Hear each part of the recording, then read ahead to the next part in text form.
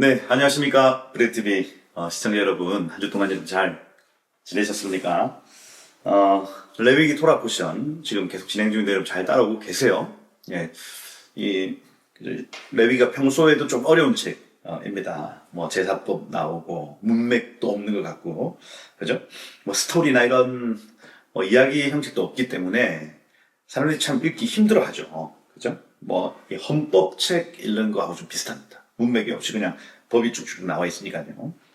그런데 이 브래드TV에서 여러분들 한 본문 한 본문 이렇게 심도 있게 지나가다 보면 아마 문맥도 보실 수 있을 것이고, 그 다음 하나님이 하시는 그 말씀의 의도도 좀 파악할 수 있으리라 믿습니다. 그래서 레위기는 토라의 가장 중심이다. 그죠? 그 중심된 내용이 어떤 부분인지 오늘 저와 함께 같이 또 알아가 보도록 하겠습니다. 이번 주 토라포션, 에모르라는 토라포션이거든요.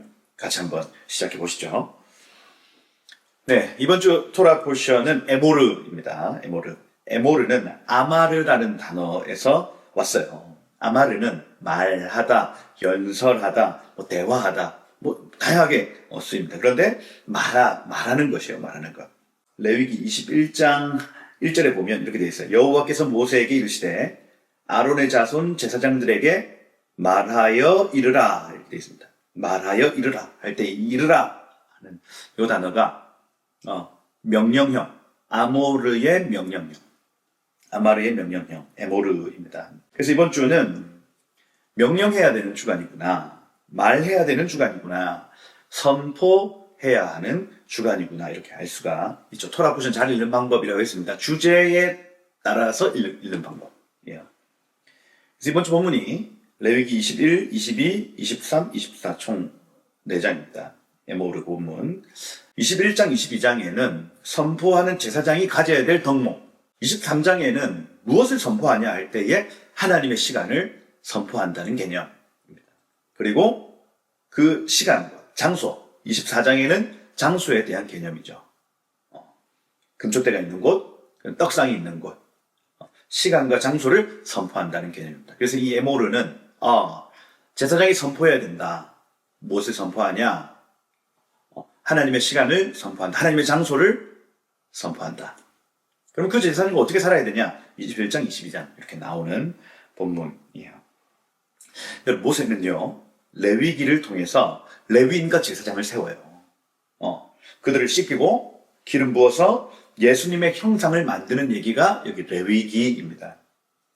성경에서 메시아, 기름 부음 받은 자들은 모두가 예수님의 형상이에요. 그래서 구약에서는 왕, 선지자, 제사장 이 세 부류에게 기름 부음 주거든요. 그리고 신약에서는 만민에게 이 영을 부어주겠다, 기름 부음을 주겠다고 약속을 하셨습니다. 그 모든 사람들의 공통적인 특징은 이들은 예수님의 형상, 예수님의 모형이라는 얘기예요.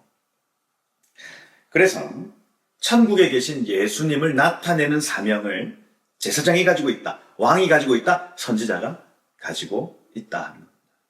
여러분 잘 아시는 대로 모세는요, 너희 모두가 선지자 되기를 원하노라 이렇게 했어요. 그리고 베드로 사도는요, 너희는 왕 같은 제사장이다 이렇게 표현합니다. 그래서 왕, 선지자, 제사장, 기름 부음 받은 자들, 이 사람들은 어떤 특징을 가져야 되느냐를 이 에모르라는 본문에서 우리가 알 수가, 파악할 수가 있습니다. 그들 중에 이 제사장이라고 하는 이 직분은요, 어떤 역할을 합니까? 백성과 하나님 사이에 서서 중재하는 역할을 합니다. 중보자예요, 중보자. 제사장은 누구다? 중보자입니다. 중보자. 그래서 여러분 출애굽기 19장에 보면 이스라엘이라는 이 나라를 제사장 나라 삼으셨습니다. 그죠? 구출해내셔서 제사장 나라 삼으셨다. 그럼 중보자예요. 하나님과 열방 사이에 서서 열방의 죄 문제를 하나님 앞에 아뢰고 하나님의 복을 열방에게 흘려놓는 나라가 바로 제사장 나라죠. 중재자입니다. 중보자예요. 그래서 제사장은요, 중보자를 할 수가 있습니다. 백성들이 죄를 가지고 오면 하나님께 그 죄를 가지고 가고, 용서해달라고 간구하고, 하나님 용서했다 하고 응답하시면 그 용서를 가지고 백성들에게 찾아가고 중보자입니다. 이들에게 하나님 오늘 본문에서 말하라 하고 명하시는 거예요. 여러분, 그래서 제사장은요, 말해야 됩니다. 제사장은 선포해야 돼요. 무엇을 외쳐야 하냐? 하나님의 입에서 나오는 말씀을 외쳐야 됩니다. 에모르라는 이 단어를 기억하십시다. 사무엘하 22장 31절에 보면 여호와의 도는 완전하고 여호와의 말씀은 진실하니 할 때 이 말씀이라는 이 단어가 이므라, 아마르, 에모르라는 단어죠. 그는 자기에게 피하는 모든 자에게 방패시로다 이렇게 되어 있습니다. 그래서 말씀이라는 이 히브리어 단어 여러 가지가 있는데 여기에 에모르에 해당하는 이므라라는 단어가 있어요. 시편 119편 103절에도 주의 말씀의 맛이 내게 어째 그리 단지요 내 입에 꿀보다 더 다니이다 할 때 이 주의 말씀의 맛 할 때 말씀이라는 이 단어가 이므라라는 단어입니다. 하나님의 음성이에요. 성경에서는 자주 이므라, 하나님의 음성이 얼마나 달콤한지를 노래하는 겁니다. 무수한 곳에서. 여러분, 제사장은요, 하나님의 음성을 자신의 입에 담아 전달하는 사람들. 나의 말이 아니라 하나님의 말을 담는 거예요. 그 말은 반드시 열매 맺고 잉태하고 출산하는 겁니다. 제가 이제 하루 토라포션 가르치는 분들 중에 이 아마르라는 요 단어를 알렙과 mem이라는 요 단어와 로시라는 요 단어를 따로 분리해서 M 하면은 어머니라는 단어고 이게 로시는 루아흐라는 단어의 제일 앞에 있는 자음이죠. 그래서 어머니와 루아흐, M과 루아흐를 합성해서 이게 에모르 이렇게 표현을 하시는 걸 들었어요. 자, 이런 해석들을 이렇게 막 깊게 막 제가 동의하지는 않지만, 아마르는 어머니의 영으로 말하는 것이구나 이렇게 알 수가 있어요. 어머니의 영, 잉태의 영이라 할 수 있죠. 반드시 열매 맺고 출산한다. 교회는 입의 선포를 통해서 만물을 잉태시키고 출산시킨다는 개념입니다. 어머니의 영. 여러분, 영의 말은요, 사람과 세상의 신비입니다. 세상의 신비기도 하고 사람의 마음의 신비기도 합니다. 그것은 반드시 열매 맺어요. 요한복음 6장 63절 말씀에 제가 가장 좋아하는 말씀인데, 살리는 것은 영이요 육은 무익하니라. 살리는 것은 영입니다. 여러분. 말이에요, 말. 육은 무익합니다. 그 뒤에 내가 너희에게 이른 말이 곧 영이요 생명이니라 이렇게 돼 있어요. 여러분, 이번 한 주는 이 생명의 말을 심는 주간입니다. 그죠? 믿음으로 선포하는 한 주예요. 내 생각대로 내 뜻대로 말하는 게 아니에요. 하나님의 말과 하나님의 생각을 선포하는 겁니다. 그러면 온 세상은 이번 주에 다 살아납니다. 여러분, 가나안의 7 족속 중에 아모리라는 족속이 있어요. 아모리. 아모르 뒤에 이가 붙었죠. 그죠? 1인칭 접미사가 붙은 겁니다. 그러면 나의 말이 됩니다. 뒤에 이가 붙으면 아브에서 아비가 되거든요. 아브 하면 아버지고 아비 하면 나의 아버지라는 뜻이죠. 아모르에서 아모리가 되면 말을 하는데 나의 말을 한다는 개념을 가져요. 아모리는 나의 말입니다. 그래서 이 아모리 족속은 말을 어찌 그리 잘하는지 사람들을 현혹시키고 미혹시키는 거예요. 미디어. 에모르, 명령하고 선포해야 되는데 이번 주간에 아모리가 되면 안 된다는 얘기예요. 나의 말과 내 뜻을 선포하면 안 되는 주간. 그거 열매 맺지 못합니다. 열매 맺지 못한다는 차원이 아니라 다른 열매가 맺혀지는 거예요. 육체의 열매가 거두게 된다. 여러분, 이번 주는 에모르, 선포해야 되는 주간입니다. 아모리, 나의 말을 선포하는 시간이 아니라 에모르, 그의 말을 선포해야 된다. 에모르 야훼, 야훼의 말을 선포해야 하겠다. 제사장들은 죽은 시체를 만질 수 없습니다. 1절에 나오죠. 그의 백성 중에서 죽은 자를 만짐으로 말미암아 스스로 더럽히지 말려니와 이렇게 되어 있습니다. 그의 살붙이 어머니, 아버지, 아들, 딸, 그의 형제, 그의 자매로는 더럽힐 수 있지만 그 이외의 사람들 장례식장에 가서 그의 몸을 만지면 안 된다는 얘기예요. 강조점이 죽은 시체를 기계적으로 만지면 안 된다는 얘기가 아닙니다. 그죠? 여기 2, 3절에 보면, 그죠? 아버지, 어머니, 아들, 딸, 요렇게 할 때는 가서 만져. 그 슬픔을 충분히 느낄 수 있어, 제사장은. 그런데 그 위에 사람들에게 가서 자기의 감정을 소비하지 말라는 거예요. 그러니 이 부분은 감정의 영역입니다. 감정의 영역. 제사장은, 중보자는 자신의 감정을 소비하면 안 된다는 얘기예요. 어디 저 멀리 있는 친척, 또 뭐 어떤 사람, 내가 지금 주님 앞에 나와서 주님의 감정을 받아야 될 사람이 세상의 감정에 휘둘려서 그렇게 살면 안 된다는 얘기를 하고 있는 거예요. 여기 21장 11절에 가보면 제사장 말고 대제사장 말입니다. 대제사장. 대제사장은 어떤 시체든지 가까이 하지 말지 이렇게 되어 있습니다. 부모가 죽어도 가서 만지지 마.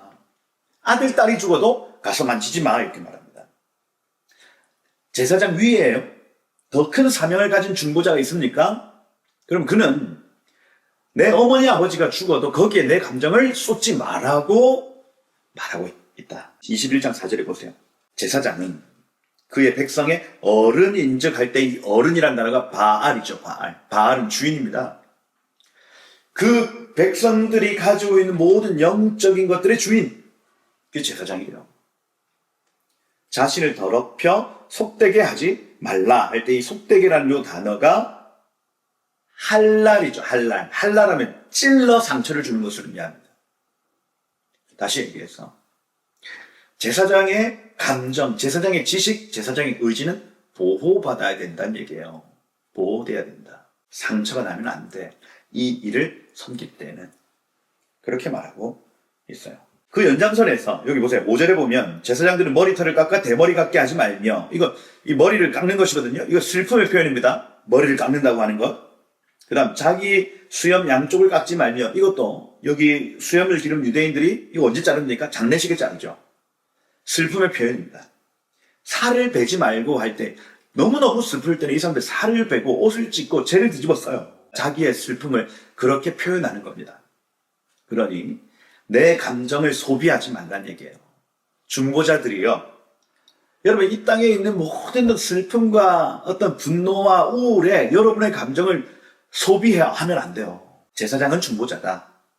그들의 입의 선포를 지금 온 피조 만물들이 기다리고 있다. 그들의 감정과 그들의 의지와 그들의 지식이 너무너무 중요하다. 그러니 삶에 얽매이지 마. 너 감정에 얽매이지 마. 내가 느끼는 감정과 내 상황을 하나님 나라에 대입하면 안 돼. 그죠? 그런 여기 너희의 혼을 더럽혀 속되게 하지 말라 하고 권면하고 있습니다. 하나님 오늘 이 제사장 된 교회에게, 특별히 중보자들에게 말씀하시는 겁니다. 너의 말이 아닌 나의 말을 해다오. 여러분 지금 대한민국의 상황, 미국의 상황, 전 세계의 상황 속에 여러분을 우울하게 하고, 여러분을 슬프게 하고, 여러분을 분노하게 하는 얼마나 많은 일들이 있습니까? 여러분 가정에 마찬가지입니다. 여러분의 배우자 때문에, 여러분의 아이들 때문에 여러분의 감정을 어떻게 소모하고 계십니까? 오늘 하나님께서 제사장들에게 요구하시는 것, 너 선포해야 될 사람인데 너의 감정을 그런 곳에 소비하지 마 하고 말씀하시는 거예요. 베드로전서 2장 9절에 너희는 택하신 족속이요 왕같은 제사장들이다.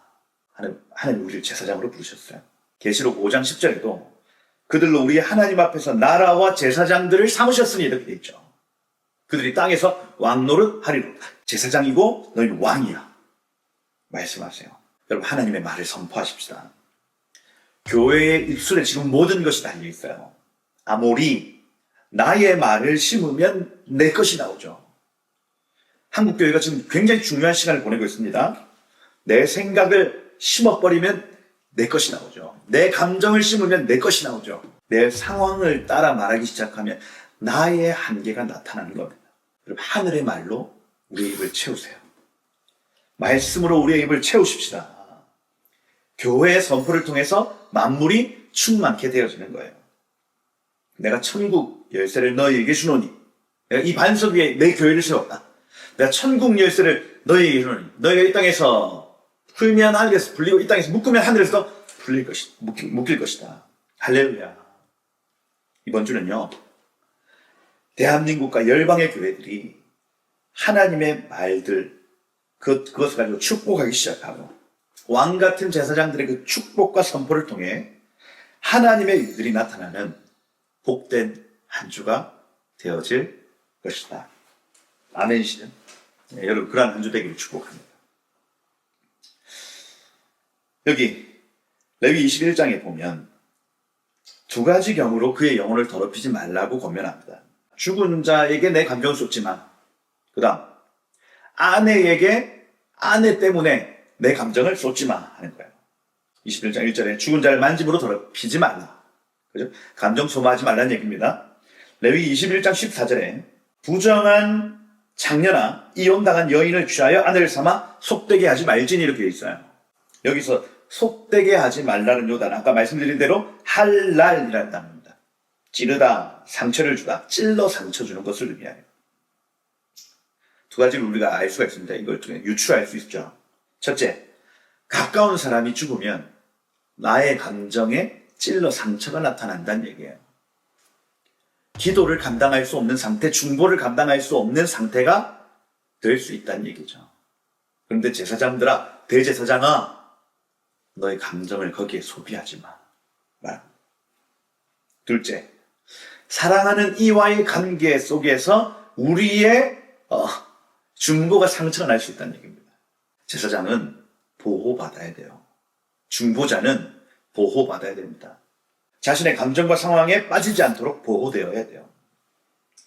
여러분, 그 스트레스 강도 순위를 매겨보면 어김없는 1위, 100점 만점에 100점이 무엇이냐? 배우자의 사망이죠. 그렇게 배우자라는 이 개념과 사망, 죽음이라는 이 개념이 동시에 왔을 경우에 사람이 가장 많은 스트레스를 받는다. 2위는 이혼, 3위는 별거, 4위는 가까운 사람의 죽음, 이렇게 돼 있어요. 그러니 여기 지금 레위기 21장에 나타나는 우리가 하나님 앞에서 중보자로 살려고 할 때, 내지는 신실하게 살려고 할 때에 죽음이 찾아온다거나, 내지는 사랑하는 이가 나를 힘들게 한다, 음란한 여인 때문에 내 마음이 막 빼앗긴다거나, 그러면 온전한 중보를 할 수가 없다는 얘기를 하고 있죠. 중보자의 싸움은 감정의 소비, 이걸 어떻게 막느냐, 거기에 있습니다. 여기 21장 8절에 보세요. 너는 그를 거룩히 여겨라. 그는 내 하나님의 음식을 드림이니라. 여기 섬김입니다. 중보자는 누구냐? 하나님의 떡을 맡은 자래요. 그들의 감정과 그들의 영적 상황이 공동체에 흘러갈 수 있다는, 영향력이 있다는 얘기를 하고 있습니다. 이거요, 제사장에 그냥 지녀야 될 자세가 단순히 부정적인 거 만지지 마, 너 결혼 처녀하고 해야 돼, 이런 상투적인 얘기가 아니에요. 오늘 본문은 제사장은 자기 감정마저도 하나님께 드려서 내가 겪고 있는 이 모든 일이 개인적인 일이 아니라 하나님 나라의 일이구나, 교회에 관련된 일이구나, 나라와 관련된 일이구나 하고 드릴 수 있는 사람, 그 사람을 제사장이다, 중보자다 말한다는 거예요. 그럼 중보자는 그런 사람입니다. 중보자들은요, 내 개인의 삶에 일어난 일을 개인의 일로 받아들이지 않습니다. 그죠? 슬픔에 매몰되지 않는 사람들이에요. 무슨 이유가 있을 거야. 내 옆에 사랑하는 사람의 죽음 앞에서도 하나님 뭔가 의미가 있을 거야. 하나님의 뜻이 있어. 이걸 통해서 하나님이 하시고자 하는 일이 있어.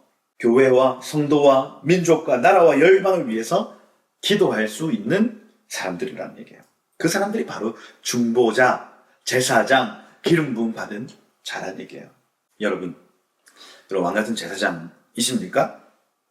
기름 부음 받은 자들, 메시아들 맞습니까? 우리가 느끼는 감정과 상황까지도 하나님의 도구로 돌려드리는 것. 슬픔, 좌절, 원망, 눈물, 삶에 채울 것이 아니라 하나님의 말을 우리의 입에 담아 거룩한 열매를 맺는, 여러분 이 에모를 하는 이 시간을 여러분 통과하시길 축복합니다. 여러분 주변에 슬픈 일이 있습니까? 어려운 일이 있나요? 때로는 사랑하는 사람이 여러분의 애를 먹여서 기도할 수 없는 상황 가운데 있나요?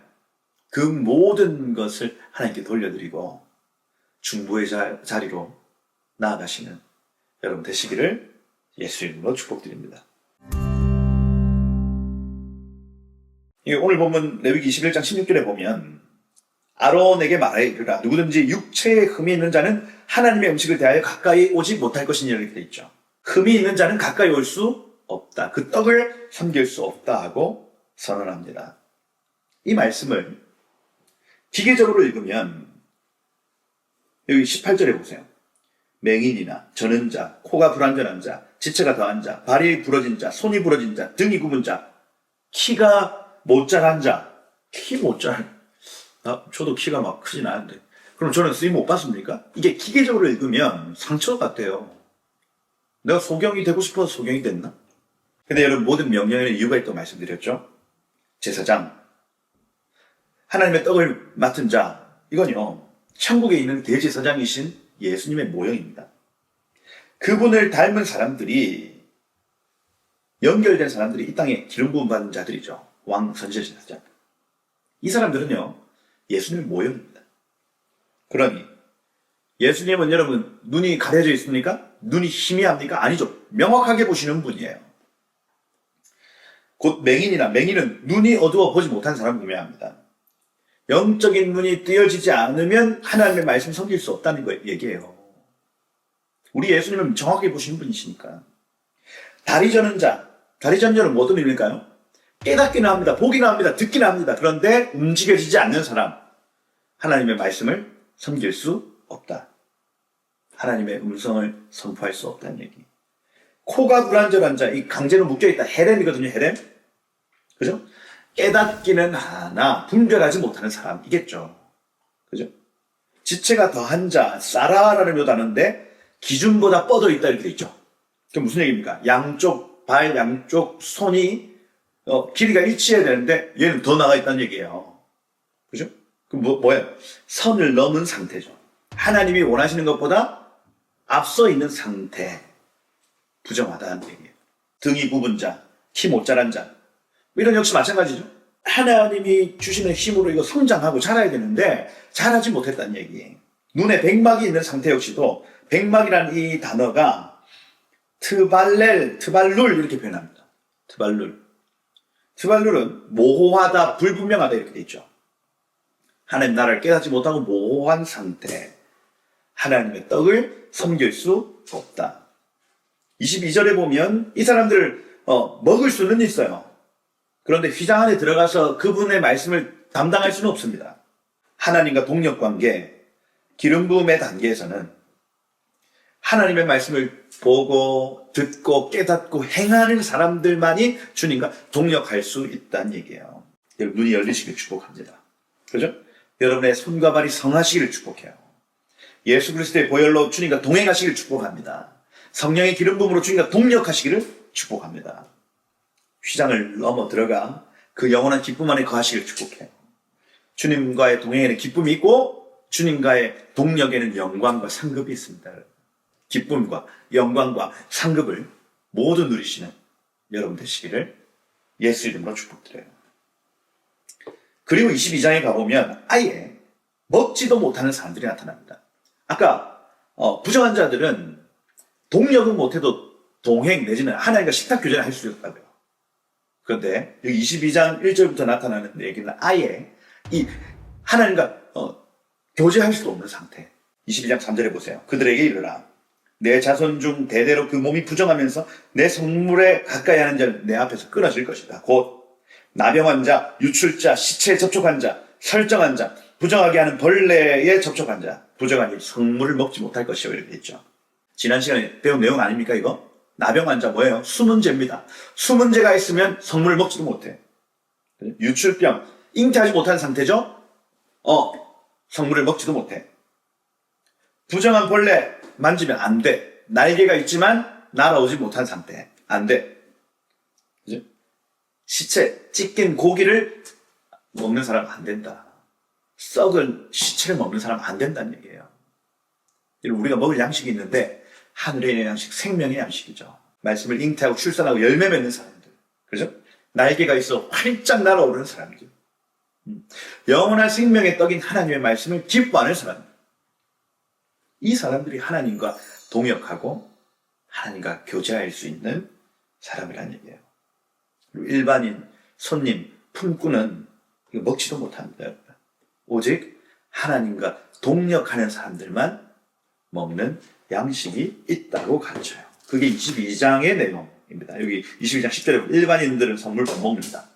객이나 품꾼도 선물을 먹지 못한다. 말하고 있습니다. 여러분 동력 일어나시길 축복해요. 주님과 함께 사역하세요. 그리고 22장 17절부터 이스라엘 백성들에게 이제 이르라. 에모르 이스라엘 백성들 명령해라. 뭐라고 명령하냐면 야 서원제물이나 자원제물로 번제와 더불어 하나님 앞에 드리려면 기쁘게 받으심이 되도록 드리는데 흠없는 것 좀 드려. 눈먼 것, 상한 것, 베인 것, 종기 있는 것, 습진, 비루 먹은 것 여호와께 합당치 않아. 지체가 덜하거나 더한 것, 고환이 상하거나 치였거나 터졌거나 하는 것은 여호와께 드리지 마라. 여러분, 이건요 이스라엘 백성들이 제물을 가지고 올 때도 덕목이 필요하다는 얘기예요. 여러분, 제사장의 덕목 알겠습니까? 그죠? 제사장은 그렇게 하면 안 돼. 근데 제물까지도 덕목이 지금 나오고 있는 거예요. 이 모든 것은 모형이죠. 상징입니다. 대제사장 대신 예수님을 나타내는 분들이 제사장 중보자들. 그리고 제물들도 십자가에 달려 죽임당하신 예수님을 나타내고 있습니다. 여러분, 예수님은요 점 없고 흠 없고 상처 없으신 분, 완전하신 분, 원죄도 없고 자본죄도 없으신 분, 그리고 예수님은 완전한 사랑 가운데 자라신 분이십니다. 여기 27절에 보세요. 소나 양이나 염소가 나거든 이래 동안 그것의 어미와 같이 있게 해라. 재물 관리를 하는데 어미하고 따로 떨어뜨리지 마. 우리 뭐 산후조리원이라고 얘기합니까? 애가 나오면 엄마하고 분리시켜 놓습니다. 그거 하지 말라는 얘기예요. 엄마 가장 가까이 놔둬 아이를. 재물. 왜 그렇습니까? 우리 재물 대신 예수님이 아버지와 그렇게 가까이 있었다는 얘기 아니겠어요? 어미와 새끼를 같은 날에 잡지 말지니라. 그죠? 이건 단순히 그냥 아이고 그 불쌍하잖아요 이 차원이 아니라 아버지와 아들이 죽음을 아버지가 얼마나 아파하겠느냐, 아버지의 그 희생을 아들이 얼마나 아파하겠느냐, 그 얘기예요. 아들 대신 예수님과 아버지의 관계 안에서 이 모든 말씀들은 풀어지도록 되어 있습니다. 재물의 감정적 영역에 할랄, 상처 주지 말라는 얘기예요. 재물된 이 짐승의 감정적 영역, 거기에 찌르지 말합니다. 여러분, 레위기에 나타난 모든 것은 천국의 모형, 구속사의 모형, 예수 그리스도의 모형. 하나님께 가까이 가려면 그 모형하고 일치해야 됩니다. 하나님께 기쁘게 받으심이 되려면 천국의 속성을 닮아야 하죠. 우리의 삶을 하나님께 드릴 때도 천국의 속성을 닮아야 하겠다. 할렐루야. 그러고 23장으로 넘어가는 겁니다. 23장에 보면 여러분 너무너무 잘 아시는 내용이에요. 이 여호와의 절기가 나타납니다. 이 본문 역시도 이스라엘 자손에게 말하여 이르라. 여기 23장 2절에 여기 에모르로 시작하죠. 제사장 1년 중에 이 시기가 되면 계속해서 선포해야 된다는 얘기입니다. 이 계절 내지는 이 절기 때마다 선포해라. 안식일을 기억하여 거룩히 지켜라 하고 선포, 에모를 해라. 1월 14일은 여호와의 유월절이다. 에모를 해라. 그로부터 15일부터 21일까지 여호와의 무교절이다. 에모를, 마쪼를, 누르기 없는 삶을 사세요 하고 에모를 선포해라. 유월절이 지난 안식일, 그리고 그 다음날 주일이거든요. 주일. 초실절을 선포해라. 보리의 첫 이삭을 한 달을 추수해서 하나님께 드리는 초실절. 그리고 7 안식일 동안 매일마다 너희는 선포해라. 보리 1리터. 그죠? 한 10분의 2 에바를 가지고 와서 소제를 드리도록 백성들에게 외쳤어야 됐다는 얘기. 오순절, 나팔절, 대속제일, 초막절까지. 그 절기 때마다 에모를 선포해라는 얘기입니다. 그럼 제사장은 무엇을 선포해야 됩니까? 에모를, 어떤 내용을 선포해야 되냐고요. 첫 번째 선포가 바로 여호와의 시간입니다. 여호와의 시간. 모에딤. 레위 23장 2절에 이것이 나의 절기다. 모에데이 이렇게 표현해요. 나의 절기다. 너희가 성회로 공포할 여호와의 절기들이다. 이렇게 표현합니다. 이 절기라는 이 단어 모에딤이거든요. 모에딤.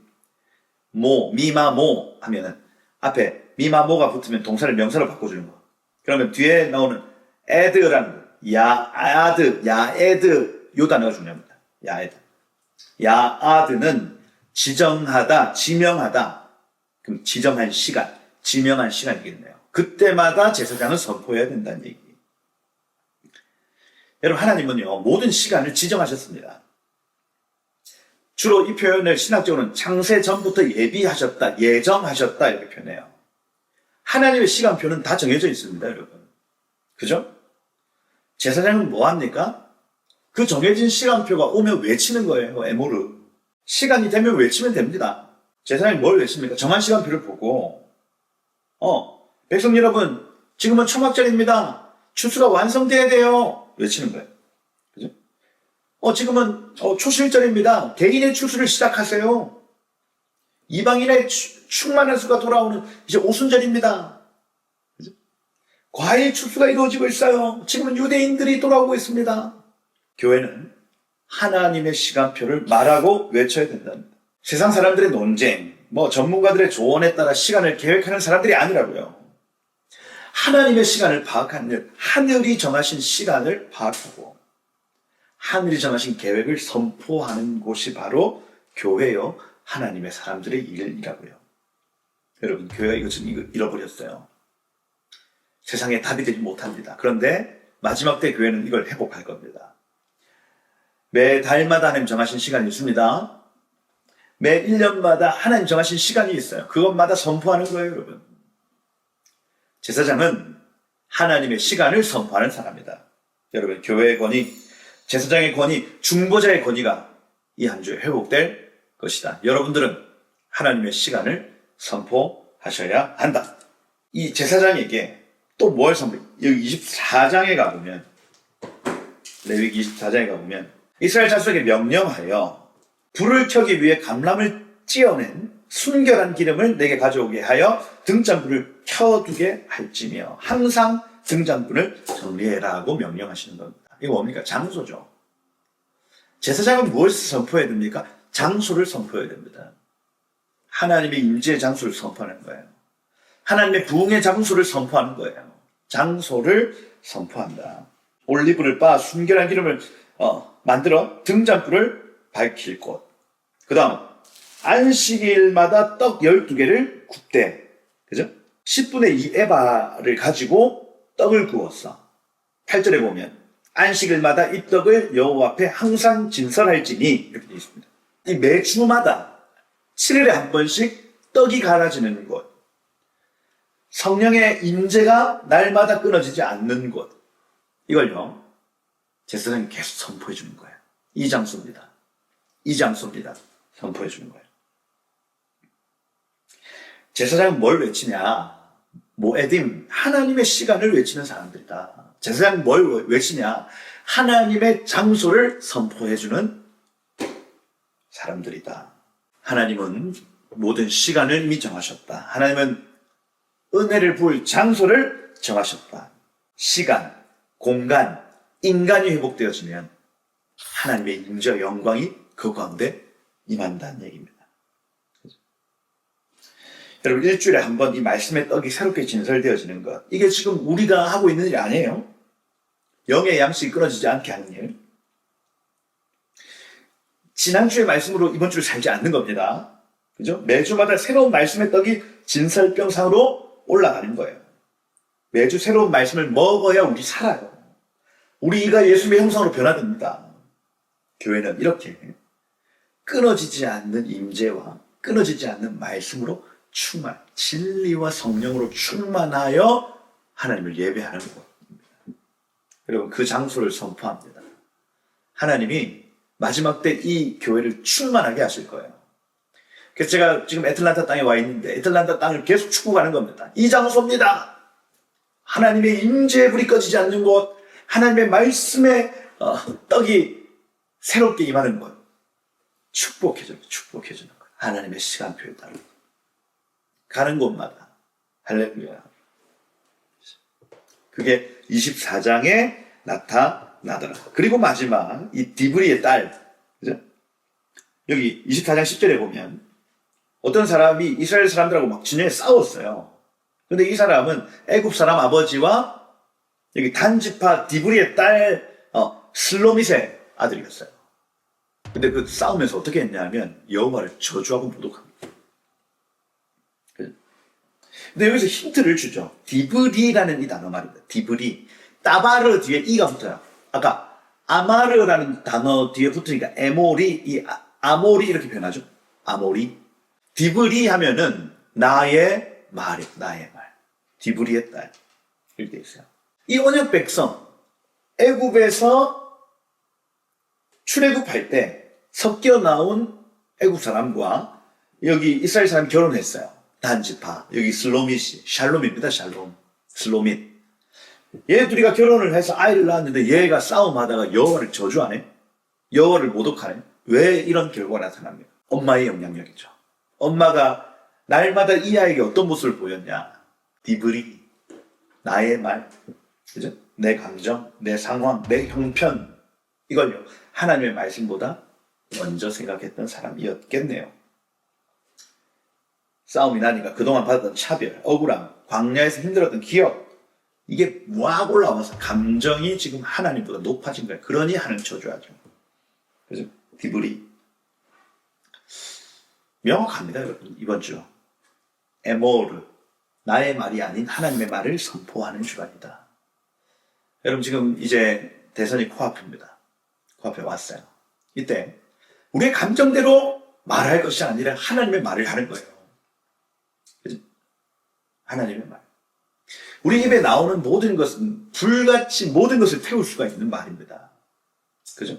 순식간에 다 사라져버릴 겁니다, 여러분. 나의 말.